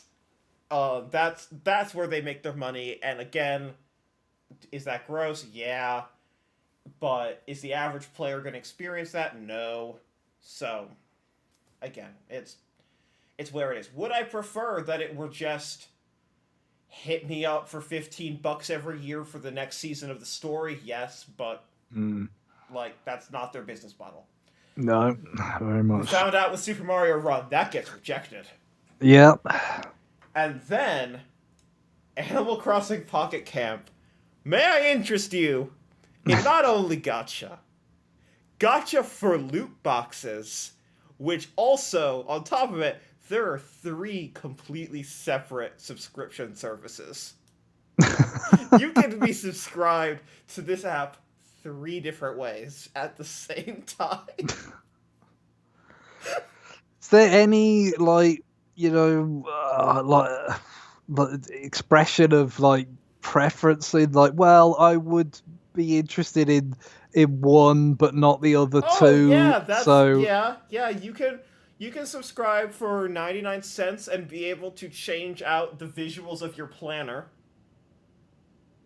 okay. Which, yeah, that's 99 cents a month. That's the one they just added That like a week feels like a ago. one-off. Which should, if at all, it should be a one-off No, thing that's rather than 99 cents a month to keep your custom planner and the ability to put stickers in your planner. Again, this got added a week ago. They added the 3rd one just recently. Oh There's, wow. yeah, let me see here. Pocket Camp subscriptions. I was literally just looking at this because it is hilarious to me. Yeah, okay. So that's the Merry Memories plan is for 99 cents a month. Then you have the Happy Helper plan for $2.99 a month, and that gives you that lets you play the game less. That has you can assign an NPC to take care of your chores for you so that you don't have to log in every day and do your chores. So that is $3 to play less. And then there is the so there's that there is we got free to play, comma, pay to play less. That's yes, no, that is exactly what it is.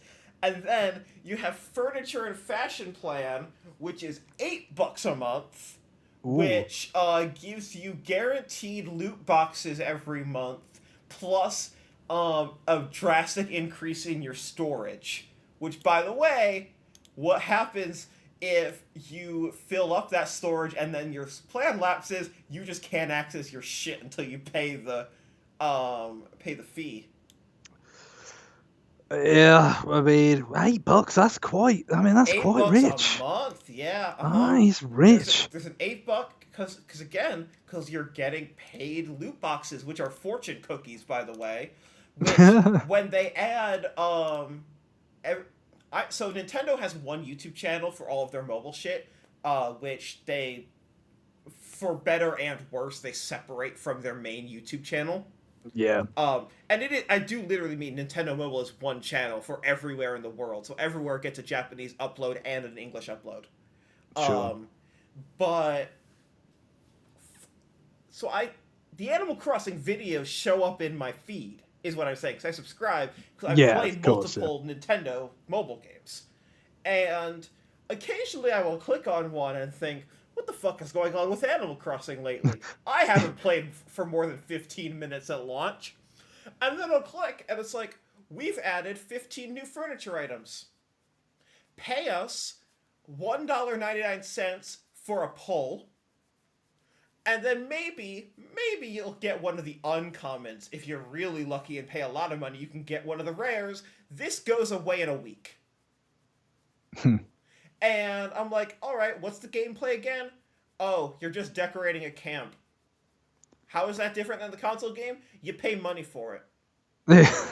I literally, a week ago, when this 99-cent subscription thing came out, like this major update, I challenged my partner to download the app and start fresh to see where it's at, but also to leave notifications on. And be like, just tell me what this is. The one thing is, we had to keep checking because they never got a notification. So it was like, something's either broken there or whatever. But they were having the worst time. They were literally counting down the days until they could uninstall it. Because what this is the most predatory start a task, come back in 20 hours, or pay to speed it up shit. Plus gachapon, plus crafting with limited resources, or you could pay for more resources. If you wanted to go gather those resources, that incurs a timer. You want to pay to speed that timer up? Like, this is the most predatory Nintendo has ever been on mobile, and with this IP. Yeah, I would have thought they would be a little more protective of it, but evidently they want not. that Animal Crossing cash. And so a lot of the feedback in New Horizons was, why the fuck is there so little furniture? Why isn't there new furniture in this? The answer is, they're making that furniture. They want you to go get it on the phone and pay a lot of money. That's what it is. Oh dear me. It's fucked up. Like, where Fire Emblem Heroes is respectful, Animal Crossing Pocket Camp is punching you in the stomach and asking you for the hospital bill. Like, what the fuck? I suppose in some ways it's It's fortunate that New Horizons came out and did as well as it did, because Yes. I mean, you kind of, I don't know. I guess I have no idea what the risks are in this area. Naturally, just being so ignorant of it in general. But I feel like you do this kind of stuff, you must run some amount of risk of poisoning the well in Yeah, terms of like well, that's it, what, because for a lot of people they have. This is what Animal Cross. This is their only exposure to it. yes, a hundred This is percent. what it is, and it's just like it's that game that fucking just like is really aggressively needling you to speed things Yeah, up all the it's time like that. cute, but also fuck off.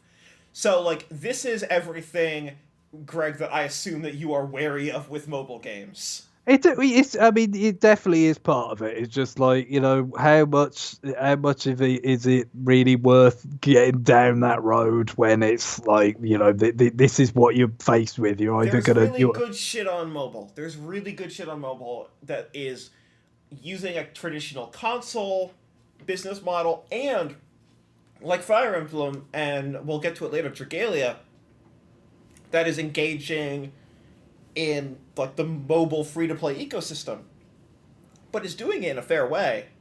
This is like, what the actual fuck are you doing?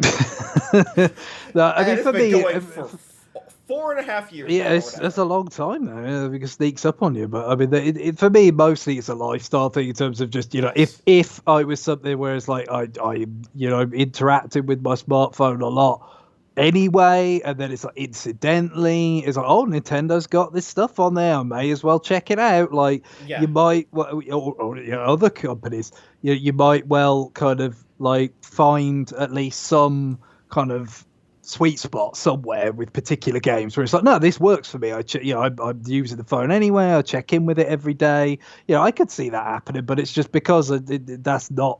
I don't interact with the smartphone on a daily basis that way. It's not something I'm going to go out of my way to make Yes. happen. But never say never. even a life as glacial as mine changes from time to time. So what would you score this? Oh God! I mean, from everything you've said. I mean, by starting at a 3 probably, Yeah, but sounds right. I think that perhaps is where we'll go with it. Okay.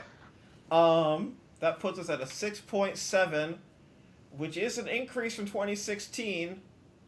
Not by that much, but maybe I'm curious if we hit one of these years, especially that has very few games. I wonder if 2003 will be topped. Because 2003 is Metroid Prime, Wind Waker, F-Zero GX, Soul Calibur 2, Link to the Past and Four Swords, WarioWare, Advance Wars 2, Super Mario Advance 4, Super Mario Bros. 3, Pokemon Pinball, Mario and Luigi, Superstar Saga. Yes, it's Like, and we don't have any of the sort of deluges that we exactly. have Here's a of like, oh, tight 21 games. here's all the GBA NES games. Here's all the Yes. WiiWare games. Here's all the DSiWare games. Here's all. Even with this past year, I mean, it could have been a little bit stronger if you just had fewer of those 3DS games where it's like, look, we're just going to get something out as Yes. so that would be Mario Party, The Mario the Party and Kirby top Battle 100 Royale. and the Kirby stuff and Mario's Sports Superstars or whatever it is. Yeah, Like all Tank Troopers and the two that. Kirby download It's games. Yeah. it's not on the same scale as like the GBA NES games or whatever, Oh but god, yeah. it definitely it takes it out of competing with '03. And I guess in subsequent years where it's like, oh no, Switch is everything we were hoping it would be, you aren't going to get that. So I No, think that there's 2018 some is the sort. last year where you're really going to see 3DS matter. And then, 2019. And 2020, weird how the number of releases just dries the fuck up as they only have one platform. And people are sitting there being like, yeah, I can't wait to just get 30 Nintendo Switch first-party games a year. And I'm like, the fuck are you thinking is going to happen? No, exactly. Well, especially when it's more complicated, because the thing with the 3DS is Exactly. not only it's a second platform, but it's a simpler platform to develop for, and Yeah, your budget on a 3DS game was so low, and now you can't have low budget things. You no, just because I mean, can't. No, I just think because, of course, we talked about it before. Nintendo found it more difficult to make the transition to Exactly. HD development than they probably imagined, even though they had more time to do it than Yes. most other developers of their peers, in the industry. But 3DS was a nice little like your pocket world away from all that stuff, that let them keep making more stuff with the way they already knew how to make things. Exactly. And then that goes away, and then you're not going to put out as much stuff. It's not going to happen. So today, over the last 2 hours, we got through 2017.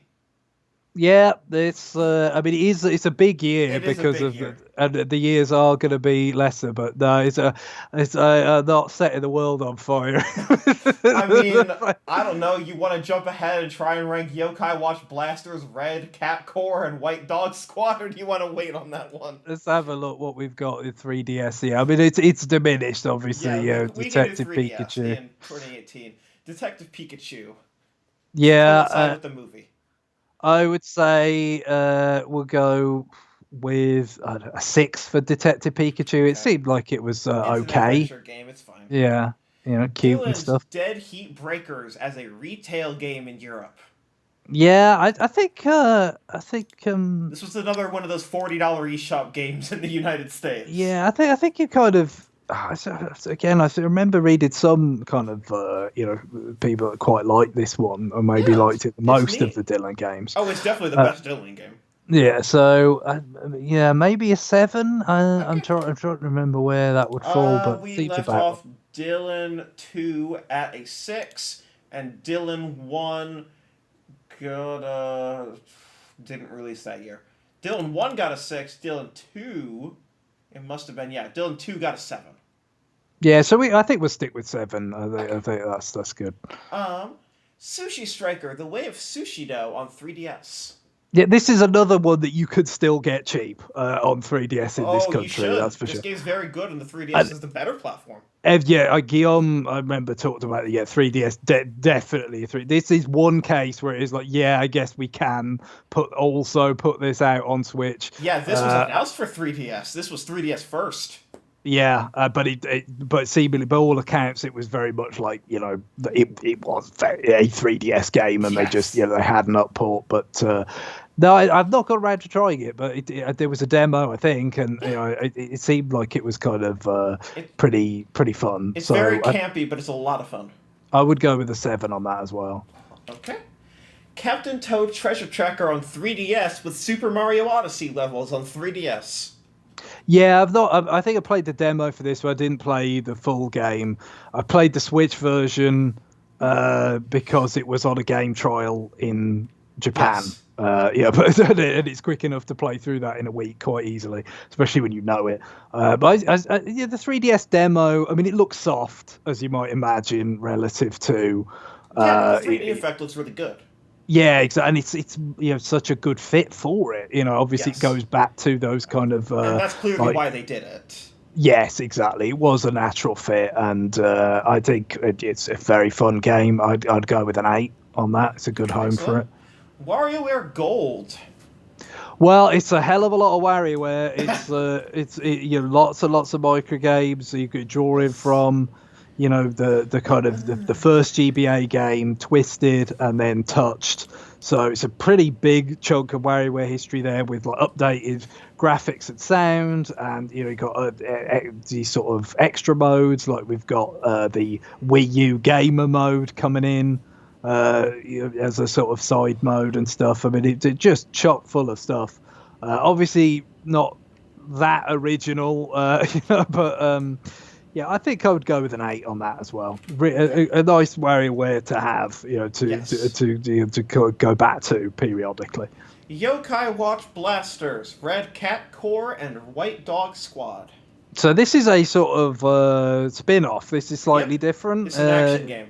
It's an action game, yeah. So I think this was quite... some people quite like this. I never heard a soul talk about this one. Yeah, I feel like perhaps more as an import like thing. You know what I mean? Like in terms of my reading about it when anyway. This came out in 2018, I heard no one talk about this. Yeah, it was all a bit passé as we've already covered with that series. But what does this get us? This has both versions have a neat 67 on Metacritic. Nintendo World Report coming in with the highest score by a country mile at 9. Yeah, well, I can't speak to that, but I think generally speaking, I think it was Busters in Japan, yes, but it was that's a bit too close to Ghostbusters, so it was Blasters, because I'm pretty sure there's a car that's like very Ghostbusters in it as well. That's the inspiration for sure. Yeah, so I think I'd stick with a 7. Because I think it is a bit more different. It isn't just another Yokai Watch game, because there's more of that to come. But this, for being a little bit different, can have that. Luigi's Mansion. Yeah, so I've talked about playing this port relatively recently because I was able to get it for a reasonable price. I mean, it's a port of a game that's not the easiest thing for the 3DS to handle because it was originally a console game, but it is a console game that was, in some sense at least, like developed with some kind of eye to stereoscopic display. Yep. So the kind of visual design is a good fit with that. In some way, there's certain effects like particle effects and stuff is not fully present, so it's not quite as kind of impressive in some ways, and of course the resolution is lower and everything, but some textures and some of the rough edges of it being a quick launch game were ironed out, so that's nice. The biggest thing, I guess, is controlling it on 3DS is not the most natural thing in the world all the time. Or stuff like the nub, if you've got a new 3DS, is not the best substitute for a proper stick and all that. So there's some oddities about getting used to that, but I still enjoyed my time with it. I would say I'd give it a 7. It's still a bit of a thin game. Yeah. It's definitely been superseded by like Luigi's Mansion 3, certainly, which came out before I played this 3DS version, but of course after this version actually came out originally. Introduces Luigi. Yes, that's right. This Luigi is here first, and his appearance there is explicitly explained by time travel. It's like the EGAD of the future has now sent him back to the time of the first Luigi's Mansion, which is good fun. But it's a 6 or a 7, but I'll go with a 7. Also, during that explanation, I just got a notification on Twitch that I just hit 250 hours lifetime streamed. Nice. Fuck? Yeah, I mean, obviously it's not that big a proportion, but this has been a bigger proportion than it should have been. This is like 10 2-hour-long streams at minimum. So that's at minimum 28 hours of it. Yeah, but above 10%. So that's not, but yeah. And then the last 3DS game, Yokai Watch 3, which after this, I believe, is when Level 5 fires all of its US staff and shutters its office unceremoniously. Yeah, well, I don't know how to, if that needs to be factored into the score. Seems like a heavy burden to bear for this game, but I think my leaning on this is maybe to go down to 6, for sort of fatigue with the mainline version here. But we can come back next week for Dragon Quest Builders and the 2 Bayonettas again. Yeah, well, lots of interesting stuff on Switch to talk about next week. This is where all the ports start coming in. Oh yeah, where they're like, oh fuck, this is when all the games that they greenlit as ports at the beginning of 2017 when Switch actually started working. When they're like, oh fuck, there's a place for these Wii U games now. Yeah, just fast track. Yes. Fire everything. All right, thank you everyone. Talk to you next week. Bye. Bye.